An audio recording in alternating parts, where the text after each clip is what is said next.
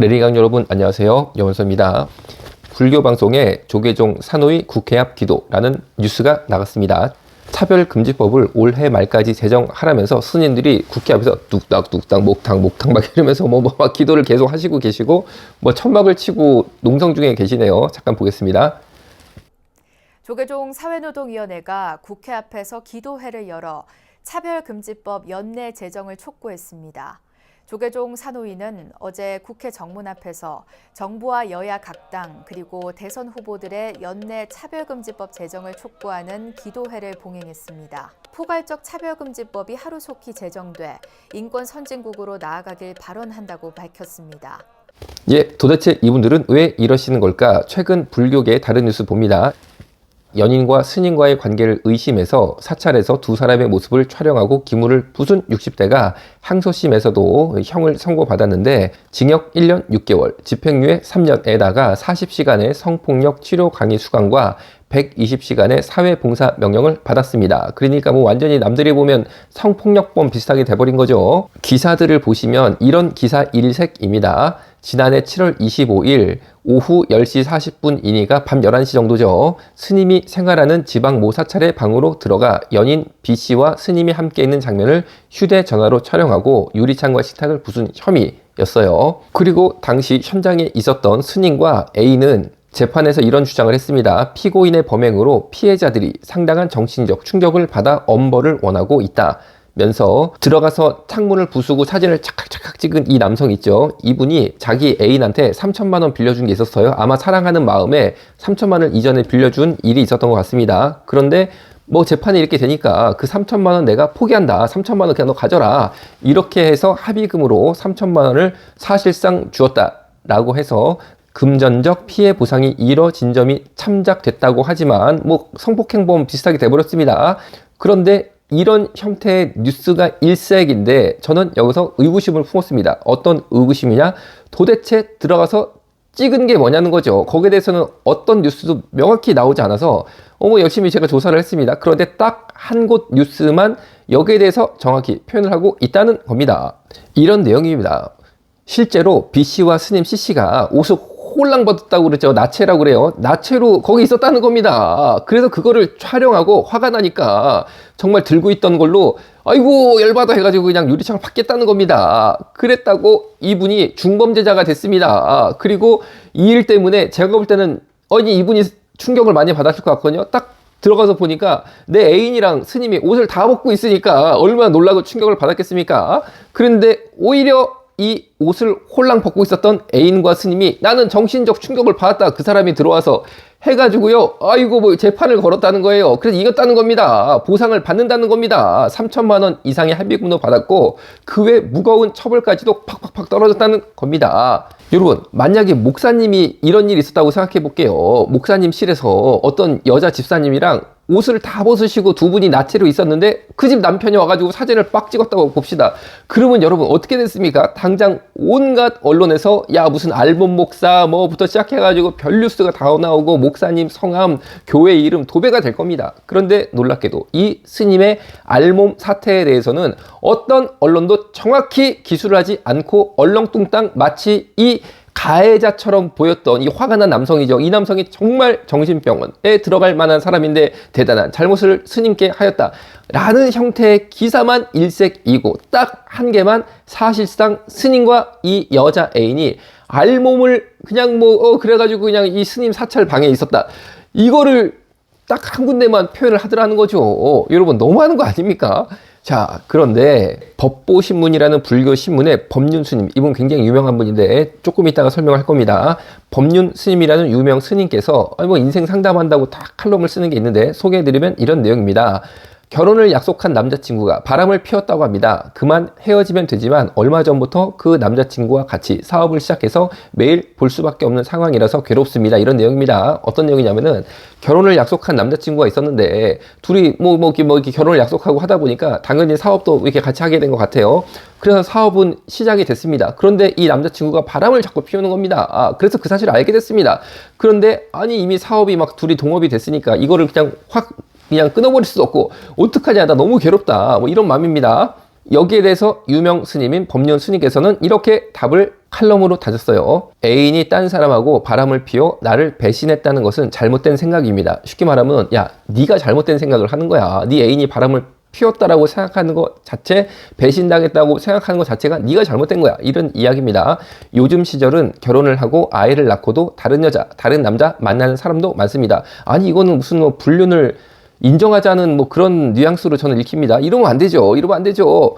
나는 이 사람이 좋으니까 결혼하기 전이라도 딴 사람을 안 쳐다보겠다는 것은 나의 문제입니다. 아니, 이게 당연한 거 아닙니까? 애인 하기로 했으면, 결혼하기로 했으면, 딴 사람 안 쳐다보고, 이 정조를 지킨다고 그럴까요? 순결을 지킨다고 그럴까요? 정말 그 사람한테 내가 어떤 배타적인 관계 속에 당연히 형성이 되는 건데, 아니, 그거는 뭐 네가 딴 남자 안 만나고, 너 혼자 그냥 뭐 그런 생각을 하는 거지. 뭐 이런 얘기입니다. 상대에게는 그걸 요구할 수 없습니다. 상대에게 딴 사람 쳐다보는 거 하지 말아라 이런 걸 요구할 수 없다는 거예요. 윤리적으로도 안 맞고 법률적으로도 안 맞습니다. 아니 여러분, 딴 사람 쳐다보는 사람이 윤리적으로 안 맞는 거지 딴 사람 쳐다보지 말아달라고 부탁하는 게 윤리적으로 안 맞는 겁니까? 제가 볼 때는 뭐 법륜스님이 이상한 어떤 사고 방식을 가지고 계신 분인 것 같아요. 만약에 내게 애인이 있다 하더라도 나만 사랑했으면 좋겠는데 딴 남자 쳐다봐도 내가 어떻게 할 수 없습니다. 전에는 나 쳐다보더니 오늘은 딴 남자 쳐다보는구나, 나무아미 타부를 뭐 이렇게 보는 겁니다. 뭐 이런 일이 있었습니다. 이게 말이 안 되냐면요, 생각해 보세요.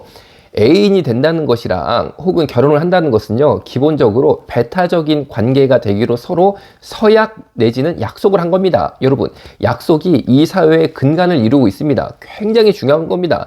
여러분, 약속을 해서 나는 믿음을 가지고 그 약속을 충실히 이행을 하고 있는데 상대편은 그 약속을 전혀 이행하지 않고 내 마음을 아프게 한다면 그것은 굉장히 윤리적으로 큰 문제가 된다라는 거죠. 그런데 이런 기본적인 약속에 대한 소중함을 전혀 고려하지 않은 채, 야, 바람 피는 거는 괜찮은 거야. 네가 참아야 돼. 너 바람 안 피는 거? 그거 네 문제지. 왜 남한테 그걸 강요해? 이런 식으로 말하는 거는요, 이거는 정말 문제가 있는데, 제가 볼 땐 이게 바로 불교계가 차별금지법을 미는 주요 논리이다라고 저는 생각을 하고 있습니다. 무슨 말이냐면요, 이런 겁니다. 스님 입장에서 나는 유부녀든 뭐 처녀든 상관없어. 나는 차별 없이 모두 다 그냥 뭐 알몸으로 그냥 누워 있어도 되는 거야. 뭐 이런 생각을 하시는 것 같아요. 이 흐름을 보니까. 여러분, 그게 차별 없는 겁니까? 여러분, 유부녀를 그렇게 하면 되냐고요. 유부녀는 건강한 어떤 선을 서로 유지를 해야죠. 그렇죠? 아니, 그런데 유부녀든 뭐 애인이든 여자든 뭐 상관 있어? 그냥 차별 없이 나는 다 옷 홀랑 벗고 내 방에서, 스님 방에서 뭐 누워서 뭐 별짓 다 할란다. 이게 차별 없는 세상 아니냐? 왜 차별을 금지하느냐?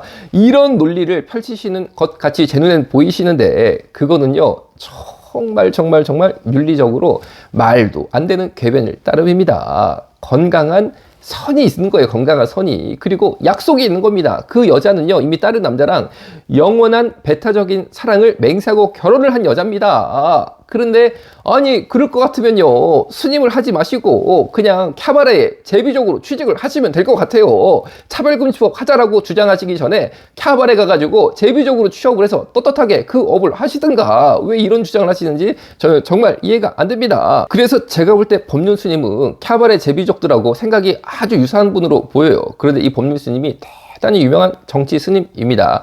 자, 어떤 스님이냐면은 기사 봅니다. 안철수 멘토 법륜 스님, 21세기판 신론을 꿈꾸나.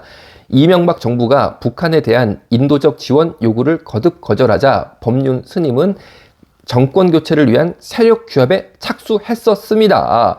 그는 법륜 스님이죠. 중도 좌파를 중심으로 한 중도 우파의 규합을 선언했던 분인데, 중도 좌파는 좌파 중에 약간 이제 중도 쪽에 가 있는 사람들이죠. 그 사람을 핵심 세력으로 딱 이 법륜 스님이 잡았다는 거예요. 그래서 중도 좌파를 중심 세력으로 딱 해가지고 중도 우파를 끌어들이려고 했다라는 것을 선언하면서 유시민, 이정희 등 야당 지도자급 인사들이나 시민 운동가들과 광범위하게 접촉했던 분이에요. 정권 교체 계획은 매우 당시 구체적이었습니다.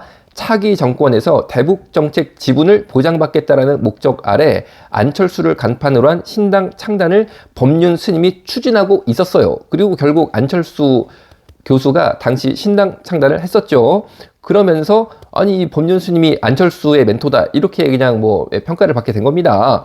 그런데 만약에 그 당시에 안철수 교수가 고심 끝에 전면에 나서지 않을 경우에 대비해서 법륜 스님은 김두관 경남도지사 등 잠룡들과 접촉을 하고 있었다고 합니다. 그리고 법륜 스님이 운영 중이었던 평화재단을 중심으로 차기 정부 대북 정책을 이반 중인 것으로 전해졌다고 합니다. 자, 여러분, 우리나라가 무슨 고려시대 불교국가입니까? 아니, 뭐, 이렇게 정치판에 스님이, 아이고, 무슨 뭐 차기 정권을 뭐 구상하고, 아니, 이거 지금 뭔 일입니까? 뭔 일. 그런데 이분의 정신세계를 보니까 여러 가지 이 기사, 이분이 스스로 쓴 칼럼을 제가 읽어보니까, 아, 이분은 정신세계가 캬발의 그쪽이랑 상당히 이게 좀 뭐 왔다 갔다 통하시는 분이 아닌가 이런 생각을 판단을 하게 됩니다. 그래서 법륜스님께서는 제발 올바른 생각을 해주시기를 저는 기독교인으로서 부탁을 겸손히 드리겠고, 그리고 불교계도 뭐 이런 생각으로 차별금지법, 차별 없는 세상, 남의 여자든 뭐 유부녀든 뭐 상관이냐, 난 차별 없어, 내가 그냥 다 내 방에서 뭐 아이고 스님 방에서 뭐 알몸으로 서로 있어도 아이고 어떤 거야, 이런 주장으로 차별금지법 논리를 찬성하시는 것이라면 제발 그러지 마십시오. 정말 우리 선량한 아빠들 마음에 피멍이 듭니다. 오늘 여기서 마치겠습니다. 감사합니다.